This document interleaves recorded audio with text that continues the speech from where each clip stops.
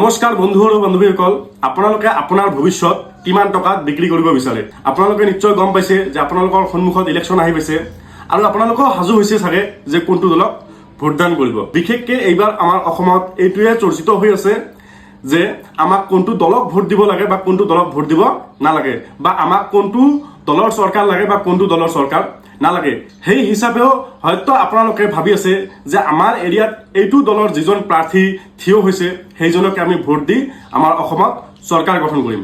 আপোনালোকে কাক ভোট দিয়ে কাক নিদিয়ে সেইটো আপোনাৰ ব্যক্তিগত কথা, কিন্তু মই ইমানখিনি কথা ক'ব বিচাৰিছোঁ যে আপোনালোকে যদি আজি 5,000 টকা লৈ কোনোবা এজন প্ৰাৰ্থীক যদি ভোটদান কৰে তেতিয়াহ'লে ভাবি ল'ব যে সেই 5,000 টকাত আপুনি আপোনাৰ ভৱিষ্যত বিক্ৰী কৰি আছে। অকল আপোনাৰ নহয়, আপোনাৰ লগতে আপোনাৰ ল'ৰা ছোৱালীৰো ভৱিষ্যত আপোনালোকে বিক্ৰী কৰি দিলে।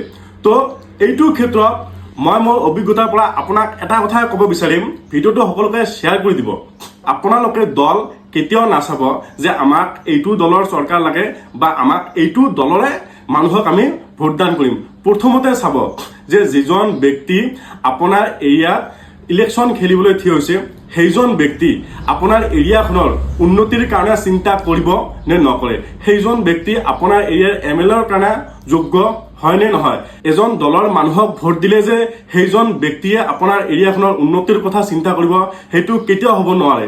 চৰকাৰৰ ওপৰৰ মানুহটো যিমানে ভাল নাথাকক কিয় আপোনাৰ এৰিয়াৰ মানুহটো যদি ভাল নাথাকে তেতিয়াহ'লে কেতিয়াও আপোনাৰ এৰিয়াটোৰ উন্নয়নৰ কথা কল্পনাই কৰিব নোৱাৰি।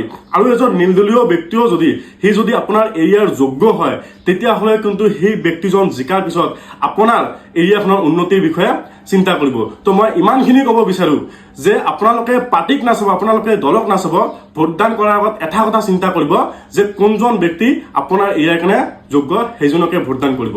ধন্যবাদ।